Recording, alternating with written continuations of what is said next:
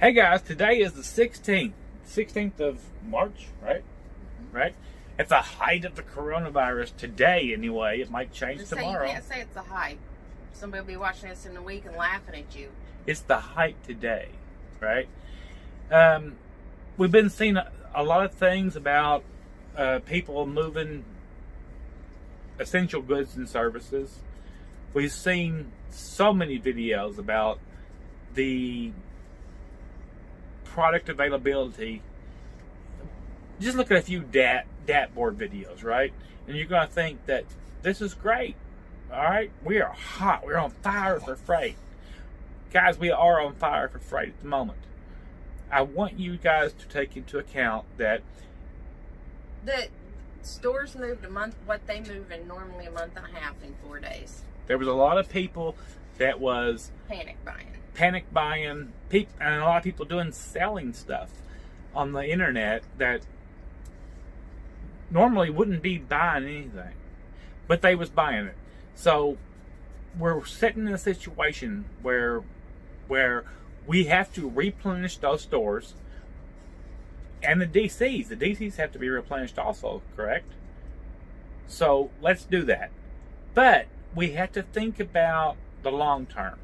Okay, one thing to think about is I have seen so many comments on my videos about let's strike. This is the time for truck drivers to strike. And I thought, actually I commented back to them, and maybe I shouldn't have, but I did, that they were freaking idiots. Because, you know, if you hold... He does that occasionally. I do. If you hold a federally mandated driver's license and you think this is the time to strike for anything, go ahead. I support you 100% in your stupidity. Go ahead and strike, right?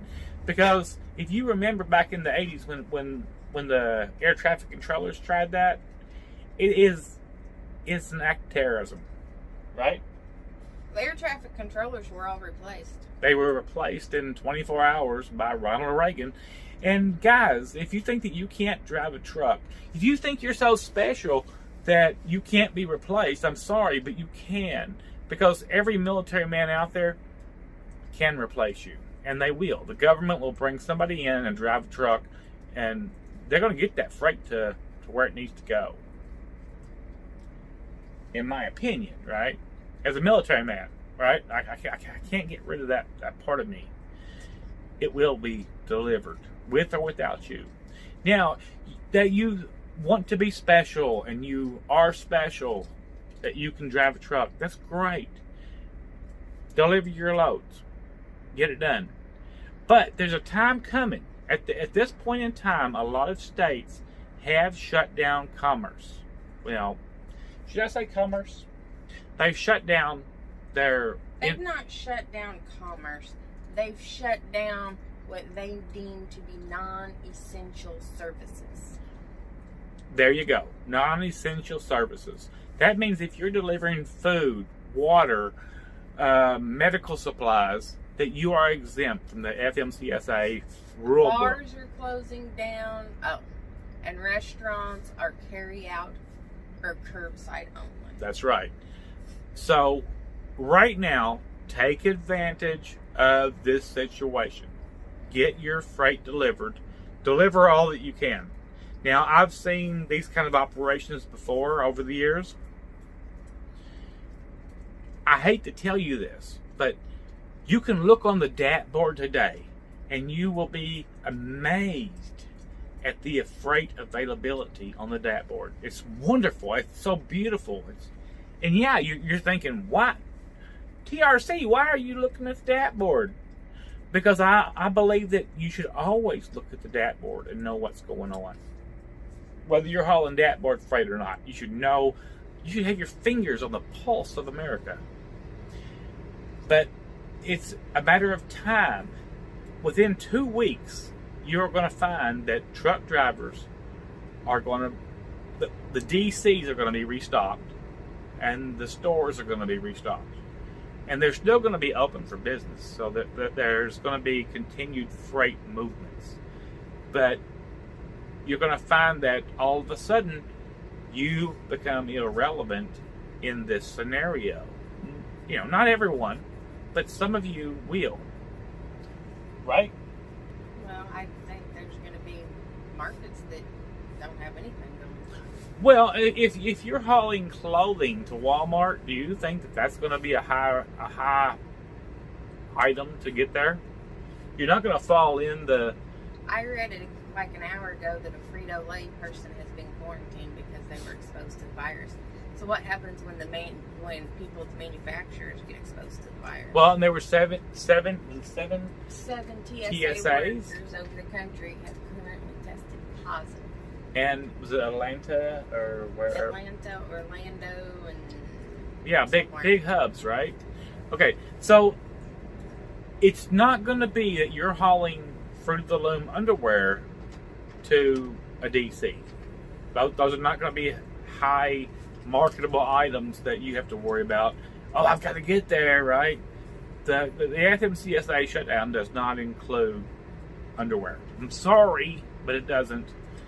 I know that our job hauling jet engines, it's not going to be the same either. We're going to experience a slowdown. And how are we going to handle that? Okay, you've seen our previous videos where we keep, our freezer We're in Seattle stopped. right now. We are in the Since it's a epicenter. high epicenter zone, we're going to handle it by not going outside and riding our motorbikes around other people. That's true. And yeah, we've had to fill out little questionnaires about where you've been and, what you're doing. And these are internal questionnaires that have nothing to do with the federal government, but you still fill them out with whatever you got to put down. But we're not going to be able to keep on keto, right? We're not going to be able to keep the kind of meat that we would prefer to keep We in can here. keep plenty of meat in the freezer, but because they don't have enough and they're restocking the shelves and they're afraid of people still hoarding, a lot of places are only allowing you like 2 to 3 packages of meat, which for us isn't enough, and we can't necessarily stop at a Walmart every 2 days and get more food. No, that would be kind of negligent of us to stop at a Walmart every 2 days. So what we will do is we will go off keto and we don't carry it on our truck. We have it home, and we're headed home. We have a ton of potatoes, right? Potatoes and beans and dried goods, things that we can reproduce or reconstitute, I should say, right? We have shelf-stable food that's not keto-friendly. That's what we got. That's what he's saying. That's what I was saying. Grace is over there eating her shelf-stable food. Oh, we need to buy her a big bag too. We better go with the 50 pound bag. Anyway, my point in this video is you are seeing a surge in freight at the moment. Please do not think that this is going to be the new norm. It is not the new norm. It is the new Temporary. The new temporary. And then freight's going to crash, okay? Once freight crashes, you should work your way home. If you are on the cusp of a bankruptcy, guys, I'm sorry. You should probably use your credit cards and buy in some food, okay? Because a bankruptcy is... This might put you over, is what you're saying, because there might be an uptick in freight and an uptick in price right now, but come a month or two, there might not be anything. Nothing. That's what I'm trying to say, guys. That this is the perfect scenario if you are close to a bankruptcy, to where you can do that bankruptcy and be fine. Okay? Now, another thing that you may not be realizing is that check your emails. Check your emails diligently.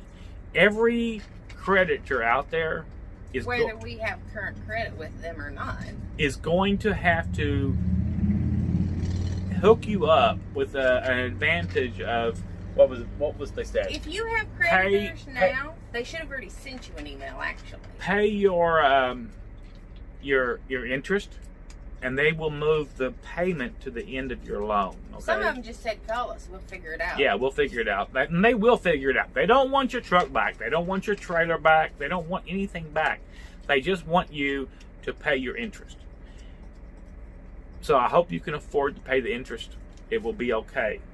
And if it's not okay and you have to file bankruptcy and become a company driver again, it'll still be okay. You know, that's what it is. That's truck driving 101. That's how it works. Anything to add? I know there's a shit ton of things to add here. No, great. Another small issue is that, guys, you're not heroes, okay? We want to feel like heroes. We're sad, pathetic little men out here, right? Speak for yourself. I mean that we know that we are doing an essential service and delivering products. It is our job. Okay, I have had a ton of comments from people in previous videos, and I have not addressed those comments. And those comments are, now is the time to strike. Okay, guys, you have a federally mandated driver's license. I don't know if you've been driving enough or anything to remember the 1980s, right? I think it was the 80s. I don't know. When the air traffic controllers decided they were big shit, and they went on strike. And what did Ronnie Reagan tell them? What did Ronnie Reagan tell them? He said, be back to work tomorrow, or your bitch asses will be replaced. And you know what? The ones that didn't go back to work, they ain't got a job today. They're still sitting over in the sidelines going, what happened? You know, I ain't going back to work if I can't make $23 an hour or $40 an hour or whatever they was making, right? And that's how it works. You are replaceable right now. If you do not think that every military man in the military, in the Army, in the Navy, in the Air Force, cannot step into your truck and find a way to deliver your load, then you're a total idiot, all right? 7 years in the Army, I didn't know how to drive a truck. But when I stepped out of the military and bought a truck, in 20 minutes, I figured out how to drive a truck. It's not brain surgery, right? So don't think that you're so important that you're not replaceable, because you are. Even if it's replaceable at the government's dime, because they will happily replace you. And then, oh my God, let's open up the borders. See, now you're playing into the Democrats when you talk that stuff, right? Let's open up the borders. Hell, even if you got a Republican president in the White House, they'll open up the borders, and they won't be illegals, will they? Because they'll open up the borders and let them in. Now they're legal, and they can drive a truck too, guys. They'll happily take your job. So don't think you're important. So these guys that are telling me now is the time to strike. Now, no, you're un-American, and you're operating under a premise that you should enact an act of terrorism. It's domestic terrorism if you do not do your job. Now, if you want to go home, if you're scared and you think you should just go home and hide out, that's okay. That's not terrorism. But if you're working and you won't deliver a load, you're a terrorist. Now, another issue that has just came to my knowledge is the rest areas. Was it in Pennsylvania? Pennsylvania for sure, and I just read Illinois and Nebraska. Illinois and Nebraska. Which I actually kind of believe, because Illinois shut down their DMV and they're shutting down all state maintenance facilities. So they're going to say that there's no one there to clean or take out the trash. Shame on you, Pennsylvania, Nebraska, and Illinois. How do you expect truck drivers to get our products to your market if you shut down the rest areas? No bathrooms. We got no food. We have to be able to operate. Where's the love, right? Sleep. Where are you going to sleep? Right. I mean, you're going to get tired. Okay, 76 across Pennsylvania is now, all the rest areas are shut down. So who is not going to get service? Philadelphia. Philadelphia is not going to get serviced unless the freight is coming up I-95. Nope, that's not going to happen. Everybody get in touch with Pennsylvania. Poke them in the eye. Ask them what they expect out of you.